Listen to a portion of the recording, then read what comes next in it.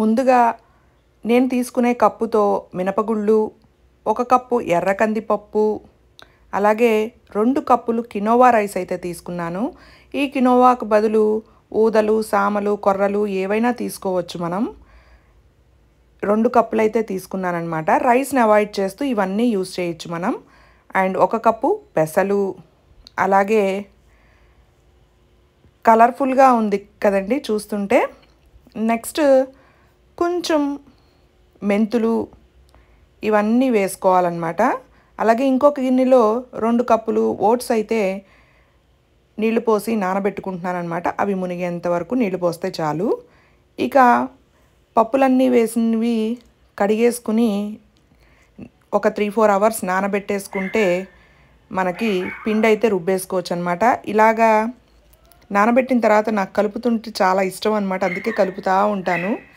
చూసారు కదా 3-4 అవర్స్ తర్వాత క్లీన్ చేసేసానమాట. ఇప్పుడు ఆ పప్పులన్నిటినీ ఈ ఓట్స్లోకి యాడ్ చేసేస్తున్నాను అనమాట. ఇంకా మనం మిక్సీలో బ్లెండ్ చేసేటప్పుడు ఎటువంటి వాటర్ అయితే పొయ్యక్కర్లేదన్నమాట.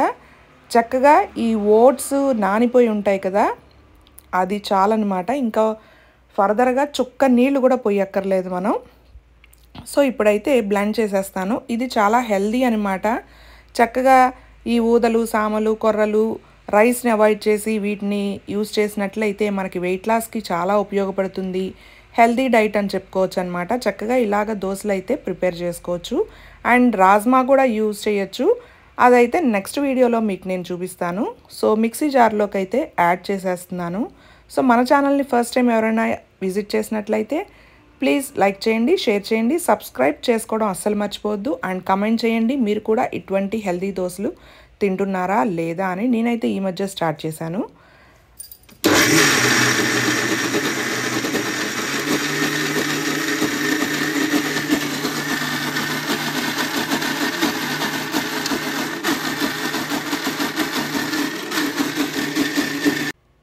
మనకి మిక్సీలో బ్లెండ్ చేసే టైం కూడా చాలా తక్కువ పడుతుందన్నమాట. బియ్యం అయితే ఎక్కువ టైం పడుతుంది అది బ్లెండ్ చేయడానికి. బట్ ఈ వేరేవి పప్పులు యూజ్ చేసిన ఊదలు, సామలు, కొర్రలు ఇటువంటి యూజ్ చేసినప్పుడు చాలా తక్కువ టైం అయితే పడుతుందన్నమాట. శ్రమ కూడా తగ్గిపోతుంది మనకి. అండ్ నెక్స్ట్ అయితే కొంచెం పింక్ సాల్ట్ అయితే యాడ్ చేసేస్తున్నాను నేను. రాక్ సాల్ట్ కూడా యూజ్ చేసుకోవచ్చు, మన ఇష్టం. కొంచెం జస్ట్ ఆ సాల్ట్ అది కలవడానికి కొంచెం అంటే కొంచెం. మనకి ఆడవాళ్ళకి ఇలా అలవాటు కదా, రోటిలో రుబ్బినా మిక్సీ జార్లో రుబ్బినా వాటర్ పోసి మిగిలిన కంటెంట్ అంతా తీసేసుకోవడం. సో అలా అయితే వాటర్ పోసేసి కలిపేస్తున్నాను అనమాట. కలిపేసి చక్కగా మూత పెట్టేసి ఓవర్ నైట్ ఉంచేసినట్లయితే మనకి ఫెర్మెంటేషన్ బాగా జరిగి దోశలు అనేవి బాగా వస్తాయి అన్నమాట. అండ్ రేపు మార్నింగ్ దోశలు వేసేటప్పుడు మళ్ళీ క్లిప్పింగ్ అయితే తీసి మీకైతే వీడియోని అప్లోడ్ చేసేస్తాను. So stay tune. So night అంతా ఇలా ఉంచితే మార్నింగ్ లిడ్ ఓపెన్ చేసేపాటికి చూడండి ఎంత చక్కగా ఫెర్మెంటేషన్ అయ్యిందో. అండ్ ఇప్పుడైతే కొంచెం వాటర్ పోసేసుకుని మనకి దోశ కన్సిస్టెన్సీ వచ్చేలాగా బాగా కలుపుకోవాలన్నమాట. చూసారు కదా, ఈ కన్సిస్టెన్సీ అయితే వస్తే చాలు మనకి దోశ బ్యాటర్ పర్ఫెక్ట్గా ఫెర్మెంట్ అయినట్టు అనమాట.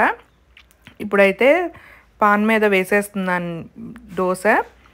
సో దీనిపైన నేనైతే ఇవాళ మునగాకు కారప్పొడి అయితే వేసానన్నమాట. ఇంకా చట్నీ కూడా ఏం అవసరం లేదు, ఈ కారప్పొడితోనే చక్కగా తినేయచ్చు అనమాట.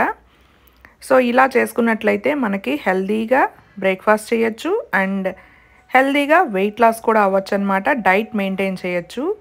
సో క్రిస్పీగా చాలా మంచిగా వచ్చాయన్నమాట దోశలు అనేది. సో ఈ వీడియో కనుక మీకు నచ్చినట్లయితే ప్లీజ్ లైక్ చేయండి. ఎవరికైనా వెయిట్ లాస్ అయ్యే వాళ్ళకి డైట్ రెసిపీస్ కావాలంటే షేర్ చేయండి. అలాగే ఫస్ట్ టైం మన ఛానల్ని కొత్తగా విజిట్ చేస్తే కనుక సబ్స్క్రైబ్ చేసుకోండి. Stay tuned to my channel. Thanks for watching. Bye. See you in the next video.